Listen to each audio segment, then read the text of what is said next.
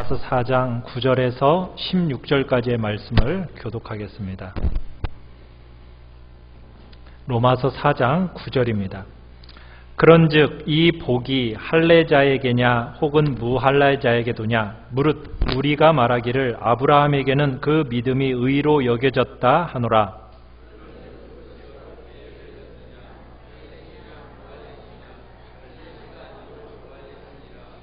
그가 할례의 표를 받은 것은 무할례 시에 믿음으로 된 의를 인친 것이니 이는 무할례자로서 믿는 모든 자의 조상이 되어 그들도 의로 여기심을 얻게 하려 하심이라.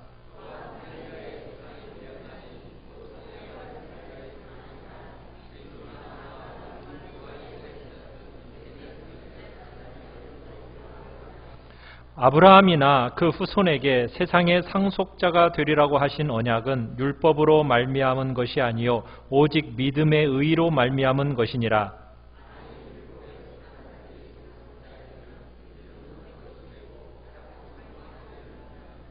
율법은 진노를 이루게 하나니 율법이 없는 곳에는 범법도 없느니라. 그러므로 상속자가 되는 그것이 은혜에 속하기 위하여 믿음으로 되나니 이는 그 약속을 그 모든 후손에게 굳게 하려 하심이라.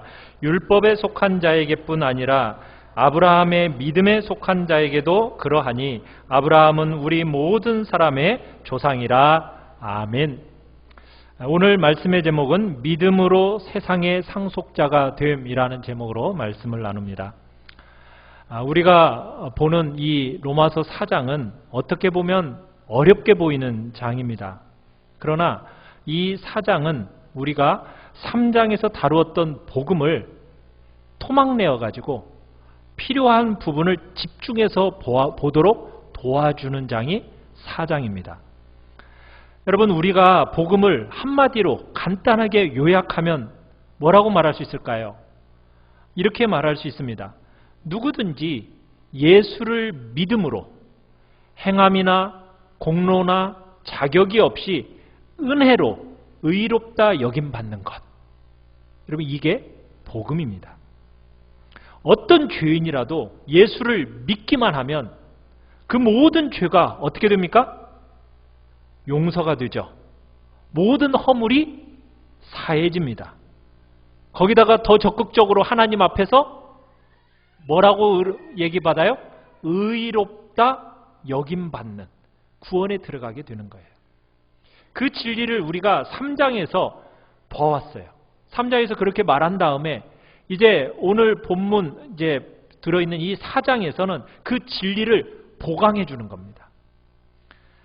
우리가 지난 시간에 보았을 때 그 복음이 누구에게 적용된다고 얘기했느냐? 우리가 4절, 5절을 보시면은 어떤 사람에게 이 복음이 적용이 되었습니까?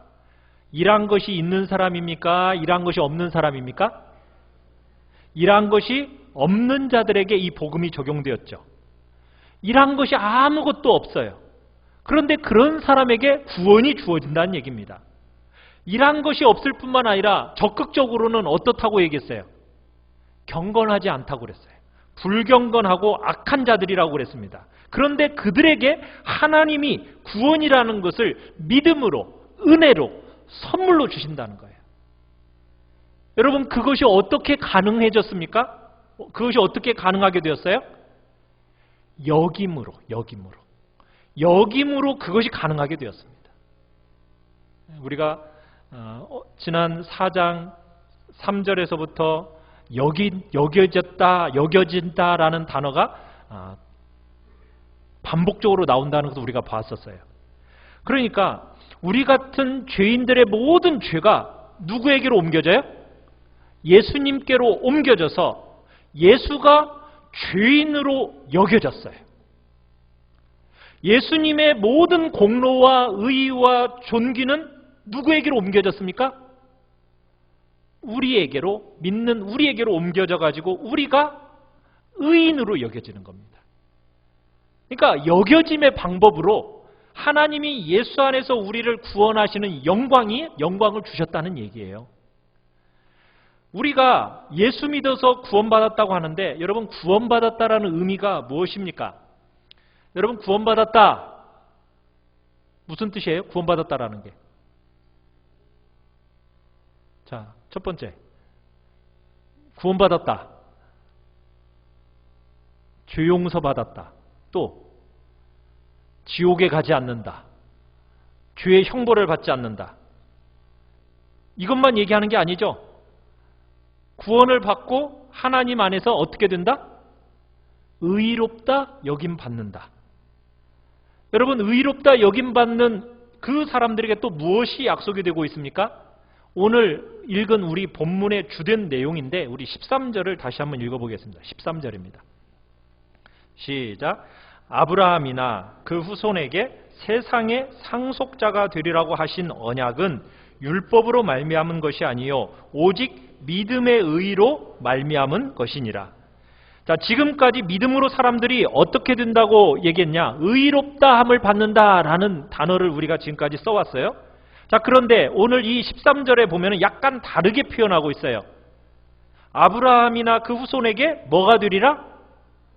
세상의 상속자가 되리라 하신 언약이라고 이렇게 표현하고 있어요.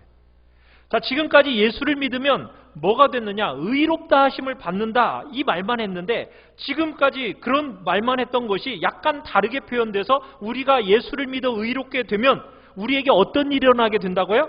온 세상에 뭐가 된다고요? 상속자가 된대요. 상속자. 그 상속자가 되는 게 어떻게 해서 상속자가 된대요? 율법으로 말미암아서예요? 믿음으로 말미암아서예요? 오직 믿음으로 말미암아 온 세상에 상속자가 된다라고 지금 말씀하고 계시는 거예요. 여러분, 성경이 말하는 구원이라는 것이 어떤 것인가? 우리가 이걸 제대로 알아야 됩니다. 언제든지 이 구원을 바르게 표현할 수 있도록 우리가 훈련되어지고 익숙해지는 게 굉장히 중요해요. 우리는 하나님의 구원을 너무 수동적으로만 생각해요.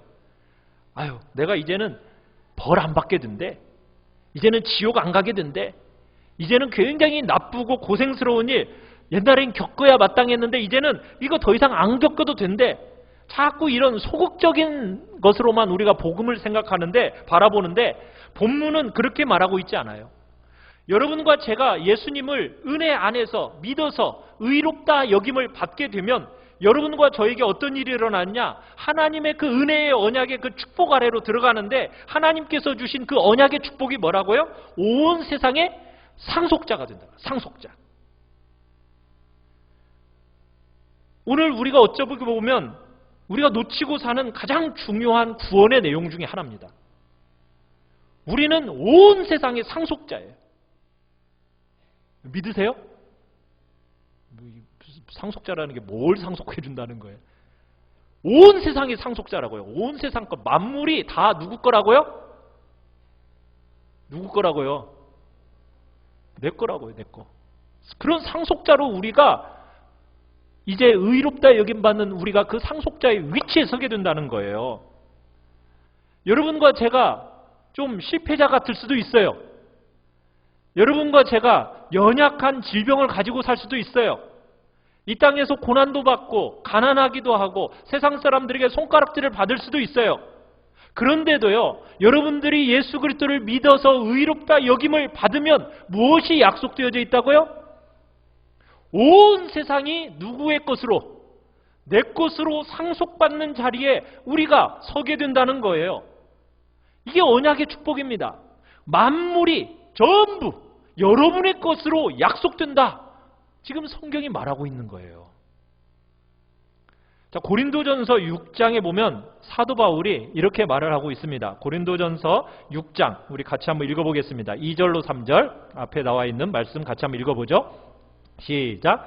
성도가 세상을 판단할 것을 너희가 알지 못하느냐? 세상도 너희에게 판단을 받겠거든 지극히 작은 일 판단하기를 감당하지 못하겠느냐? 우리가 천사를 판단할 것을 너희가 알지 못하느냐? 그러하거든 하물며 세상 일이랴. 여러분과 제가 구원받아서 그냥 죄가 용서되고 벌 안 받는다, 천국 들어간다 이런 말만 하는 게 아니에요. 온 세상과 만물의 왕노릇하는 자리에 우리가 서게 된다는 거예요. 심지어는 누구까지도 우리가 판단하고 심판한다고요? 천사들조차 우리에게 심판받고 판단받게 된다는 거예요. 여러분의 위치가 어느 정도인지 이해가 되십니까? 대단한 위치입니다. 고린도전서 3장에 보면 분열 많은 그 고린도 교회를 향해서도 그런 얘기를 합니다. 우리 고린도전서 3장 21절에서 23절 같이 한번 읽어보겠습니다. 시작. 그런즉 누구든지 사람을 자랑하지 말라. 만물이 다 너희 것임이라. 바울이나 아볼로나 게바나 세계나 생명이나 사망이나 지금 것이나 장래 것이나 다 너희 것이요 너희는 그리스도의 것이요 그리스도는 하나님의 것이니라. 여러분, 세계가 다 누구 거라고요? 우리 거, 내 거. 그죠? 장래 것, 지금 것, 생명, 사망 모든 것 다 누구 거라고 지금 얘기하고 있어요? 너희의 것, 내 것이다. 성도의 소유로 이 모든 것들이 다 허락이 되어진다는 거예요. 아멘? 여러분, 구원받는다라는 것은 이 어마어마한 상속자로 우리가 서게 된다는 얘기입니다. 그런데 지금은 여러분과 제가 왜 이런 것들을 못 누릴까요? 이 귀한 복이 씨앗의 형태로 주어져 있기 때문에. 씨앗.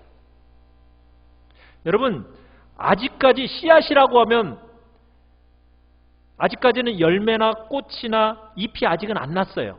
씨앗이니까. 그죠? 그러나 그 씨앗 안에 그게 들어있어요? 안 들어있어요? 그게 들어있죠. 그 모든 것이 다 들어있는 거예요. 씨앗 안에는. 여러분에게 주신 이 언약이라는 것이 이 언약 안에 전부 들어있어요. 열매도 들어있고 꽃도 들어있고 잎도 들어있어요. 이파리도 들어있어요. 그것이 아직 씨앗으로 심겨져 있기 때문에 우리가 지금은 못 누리는 것뿐이지 이미 그 모든 것들이 구원이라는 언약 안에 여러분 이 모든 것들이 다 들어있어요. 여러분, 그러면은 우리는 이 언약의 축복의 영광 속으로 자꾸 들어가야겠죠. 그렇지 않겠습니까? 근데 자꾸 우리가 마음을 어디다 뺏기고 있어요? 땅에 자꾸 마음을 빼앗기는 거예요. 하나님이 주신 이 언약의 복락이나 구원의 영광을 그래서 제대로 누리지 못하는 겁니다. 우리의 눈이 자꾸 어디에 가 있어요? 우리의 관심이 자꾸 이 세상에 가 있는 거예요. 그러니까 하나님의 그 언약의 축복 아래 참으로 우리의 눈이 가지 않으니까 우리가 그걸 못 누리는 겁니다. 여러분, 우리의 눈을, 우리의 관심을 어디에 가져가야 돼요? 이 언약의 축복 안으로 가져가야 된다고요. 여러분, 이게 여러분과 저의 실존입니다. 실체예요. 전부예요. 지금 성경은 그렇게 우리에게 말하고 있는 거예요. 그래서 우리는 이 땅에서 종로를 타도록 부름받은 인생들이 아닙니다. 세상의 종로를 타겠어요? 정욕의 종로를 타고 죄의 종로를 타고 사람의 종로를 탈 그런 존재들이 아니에요. 우리가 어떤 존재들입니까? 세상의 모든 만물의 상속자로 우리가 부름받았는데 왜 그렇게 이 땅의 것에 그냥 그렇죠. 네. 여러분, 성경이 말하고 싶어하는 구원이 뭔지를 여러분 우리 자꾸 생각해야 돼요. 여러분, 이 구원이 여러분과 저에게 어떻게 주어진다고요? 자, 우리 9절 10절 다시 한번 읽어보겠습니다. 자, 로마서 9절 10절입니다. 시작. 그런즉 이 복이 할례자에게냐 혹은 무할례자에게도냐 무릇 우리가 말하기를 아브라함에게는 그 믿음이 의로 여겨졌다 하노라. 그런즉 그것이 어떻게 여겨졌느냐? 할례시냐 무할례시냐? 할례시가 아니요 무할례시니라. 여러분, 이 복이 무엇입니까? 행한 것이 없이 언약의 상속자가 되어서 온 세상을 유업으로 받는 이 복, 이 복이 누구에게 허락이 되었어요? 할례자에게 허락이 되었어요? 무할례자에게 허락이 되었어요? 네? 무할례자요? 한번 잘 읽어보세요. 누구에게 허락이 되었습니까? 누구에게든지 다 허락이 되었죠. 할례자 가운데 믿는 자에게, 무할례자 가운데 믿는 자에게 이 언약이 허락이 되었어요. 그것을 이제 어떻게 알 수 있느냐? 이걸 이제 지금 그 뒤로 설명을 하는 거예요. 누구를 예로 들어서 설명을 하고 있어요? 아브라함을 예로 들어서 설명을 해요. 아브라함을. 여러분, 창세기 17장에 가보면은 아브라함이 할례를 받습니다. 여러분, 할례를 몇 살에 받은지 아세요? 좀 성경 좀 기억해내세요. 자, 몇 살에 할례를 받았습니까? 아브라함이 99세. 99세에 할례를 받았어요. 그러면은 아브라함이 하나님께 의롭다함을 받는 것은 몇 장에 나오는지 아세요? 창세기? 지금 17장에 할례 받는 장면이 나오죠? 하나님 앞에 의롭다함을 받는다라는 그 창세기는 몇 장에 나올까요? 15장에 나와요. 15장. 그러면 그 15장에 나오는 아브라함이 의롭다함을 받았을 때 그 대목이 나오는데 17장에는 할례 이야기가 나오고 의롭다 하심을 받는다는 얘기는 15장에 나오는데 15장에 나오는 아브라함의 나이는 몇 살이었을까요? 17장이 99살이니까 15장은 97살인가요? 몇 살이에요? 16장에 가보면은 아브라함이 하갈을 취해가지고 이스마엘을 낳는 나이가 나와요. 몇 살이라고 나온지 아세요? 86살. 86살에 이스마엘을 낳아요. 그러면 할례를 행했을 때가 99세고 이스마엘을 낳았을 때가 86세면은 믿음으로 의롭다함을 받았을 때는 몇 살이었겠어요? 최소 14년 전이겠죠. 14년 전. 그러니까 86살 전 아니겠어요. 그죠? 여러분, 그러면은 믿음으로 의롭다함을 받은 일이 할례를 받기 전에 일어난 일이잖아요. 그죠? 어려워요? 막 숫자가 그냥 막 나왔다가 막 그러니까는 이게 헷갈립니까? 여러분, 할례는 아브라함이 믿음으로 의롭다함을 받는데 관계가 있어요, 없어요? 아무 관계 없죠. 왜? 믿음으로 이미 의롭다함을 여김을 받고 나서 14년 후에 할례가 행해졌기 때문이에요. 그러면 의롭다함을 받는 것은 할례를 행함으로 받는 거예요? 믿음으로 받는 거예요? 오직 믿음으로 받는 거예요. 할례라는 것은 믿음으로 의롭다함을 받았다는 외적인 증거요, 표일 뿐인 거죠. 외적인 증거와 표로서 할례를 주신 거예요. 오늘날 여러분과 저에게로 말한다면 구약시대 때 할례라면 신약시대 때 우리에게 뭘 주셨어요? 그렇죠. 세례라는 걸 주셨어요.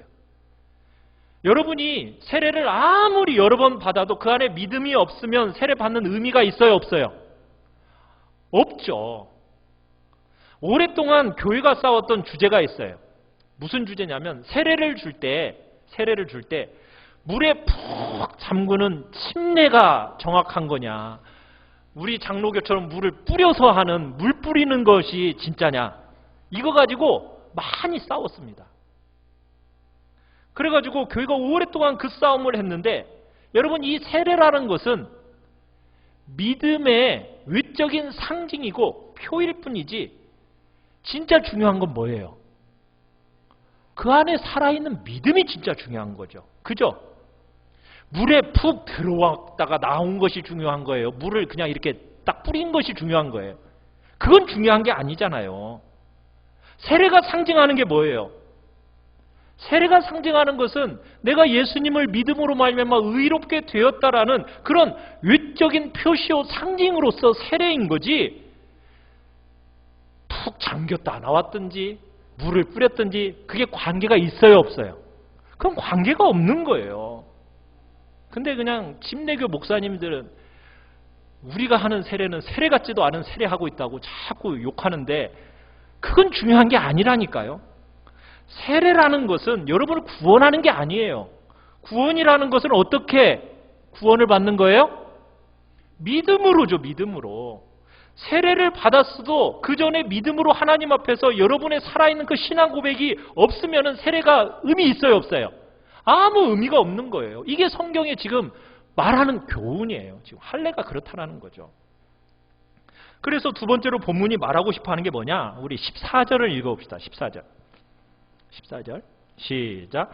만일 율법에 속한 자들이 상속자이면 믿음은 헛것이 되고 약속은 파기되었느니라. 여러분이 만약에 율법을 지켜서 조금이라도 여러분을 의로워지게 하고 하나님 앞에서 잘 보이게 하고 하나님 앞에서 뭔가를 쟁취할 수 있는 사람이 되고 율법을 지켜서 하나님 앞에 뭔가 바르게 된다고 생각하면 그게 뭐냐는 거예요. 믿음은 뭐다? 헛것이다. 헛것이다. 그 믿음이 있으나만 한 거다. 하나님의 그 언약의 축복 안으로 나가는 것이 율법의 말씀대로 사느냐 안 사느냐 그것에 조금이라도 좌우가 된대요 안 된대요? 안 된다는 거죠. 그것이 조금이라도 좌우가 된다면 그 믿음이라는 것은 있으나 마나한 것이 된다는 거예요. 그리고 약속이라는 것은 어떻게 되었다라고요? 파기되었다. 그렇게 얘기했어요. 파기되었다. 그러니까 여러분의 행위에 의해서 언약의 축복이 좌우가 되면은 그 언약은 자동 파기된다는 거예요. 자동 파기. 우리가 이것을 여러분 아브라함이 의롭다함을 받은 지 430년 후에 모세를 통해서 하나님께서 율법을 주셨어요. 그런데 그 율법을 지켜서 사람이 구원에 들어가고 그 율법을 지켜서 하나님의 언약을 복을 누리게 된다면 여러분 그 하나님의 약속의 언약은 없는 거나 마찬가지라는 얘기가 지금 되는 거예요. 왜? 우리 모든 사람은 죄를 지어서 하나님 앞에서 율법을 행할 수 있습니까? 없습니까?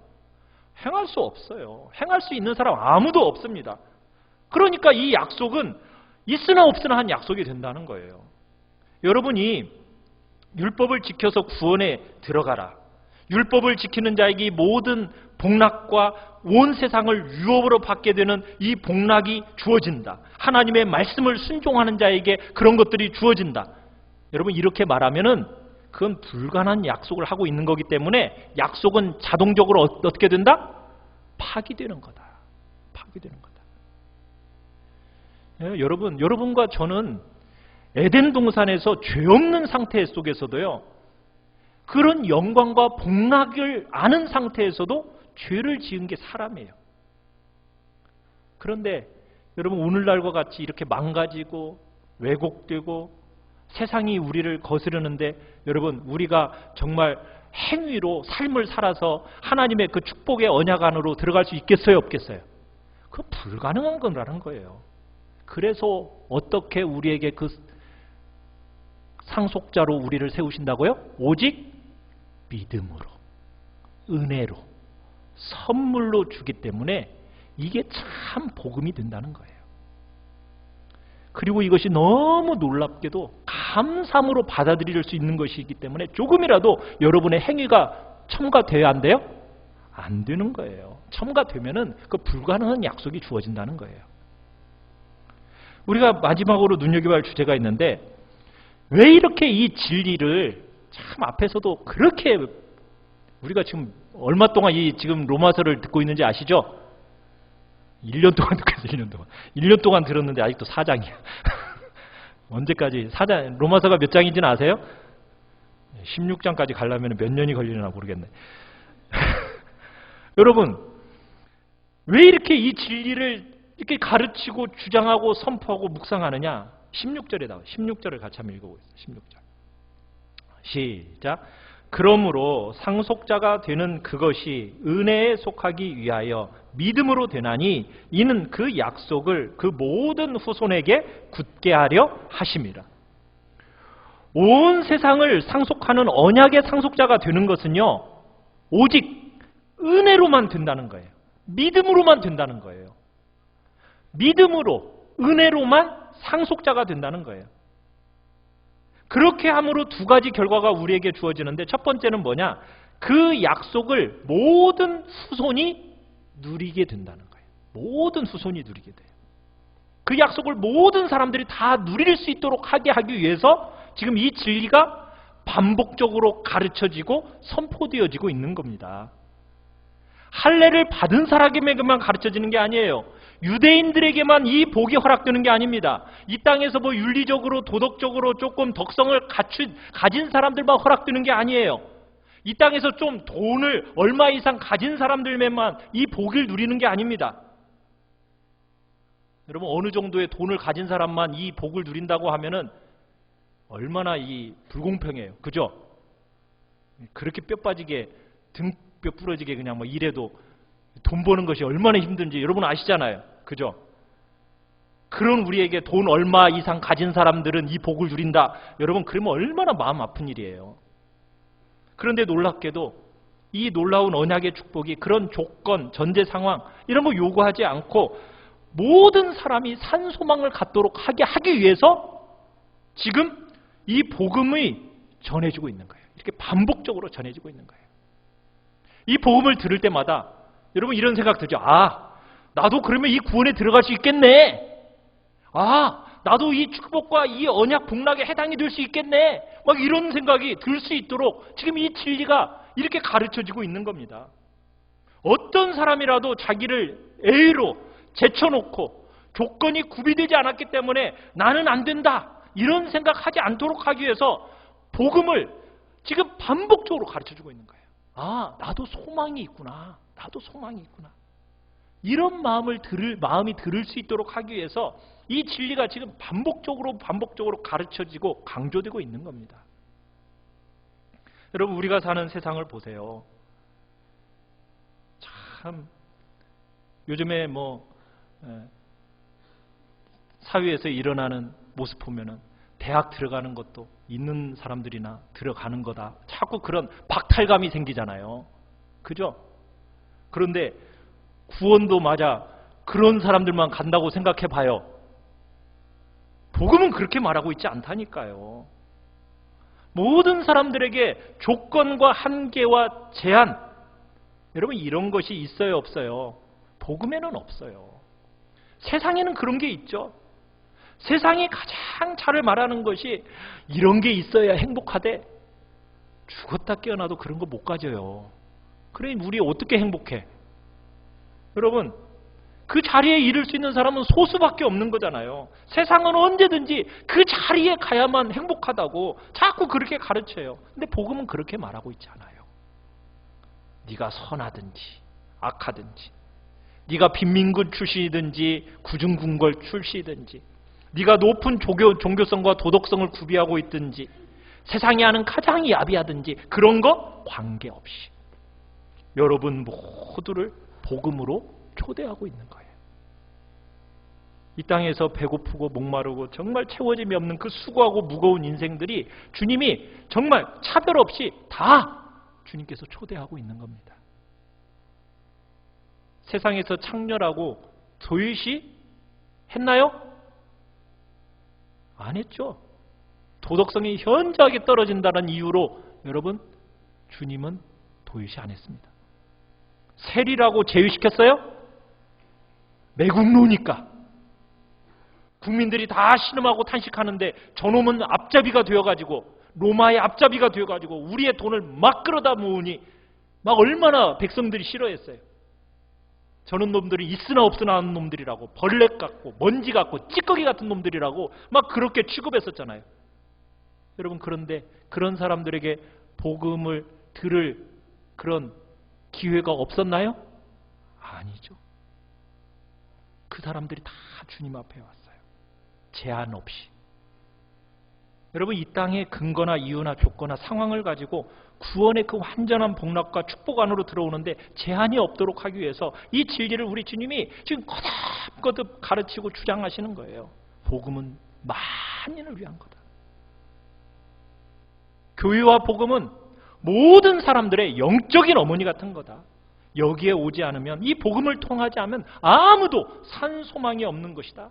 그렇게 복음이 선포되어지고 있는 거예요. 여러분, 그러니까 이 복음을 전할 때 좁히지 마세요. 저 사람은 안 돼. 돼요, 안 돼요? 다 돼요. 다 돼요. 우리가 함부로 좁히지 마세요. 저 사람은 유대인이니까, 저 사람은 무할례자니까, 저 사람은 그래도 도덕적으로 윤리적으로 이 정도는 돼야지, 그래야 그런 사람이 교회에 들어오는. 여러분, 이게 말이 돼야 안 돼요? 안 되는 거예요. 그런 거 아무것도 아니에요. 하나님의 은택과 복락을 마음껏 누릴 수 있도록 하기 위해서 지금 이 첫 번째로 중요한 내용을 얘기하고 있는 거예요. 두 번째는 뭐냐? 모든 사람들에게 이 언약과 축복이 주어질 뿐만 아니라 동시에 16절 상반절에 계속해서 얘기하는 게 뭐예요? 이는, 그죠? 그러므로 상속자가 되는 그것이 은혜에 속하기 위하여 믿음으로 되나니, 이는, 계속 한번 읽어볼까요? 그 약속을 그 모든 후손에게 뭐하게 하려 하심이라? 굳게 하려 하심이라. 행한 것이 아무것도 없고 일한 것이 없고 죄인인데 하나님께 선물로 받은 이 진리야말로 사람들에게 무엇을 가져다 주느냐? 구원을 견고하게 만들어줘요. 견고하게. 여러분들 안에 손톱만큼이라도 여러분의 공로가 첨가가 되면 여러분 다 실패하는 거예요. 다 내려가게 되는 거예요. 여러분과 제가 어떤 사람들입니까?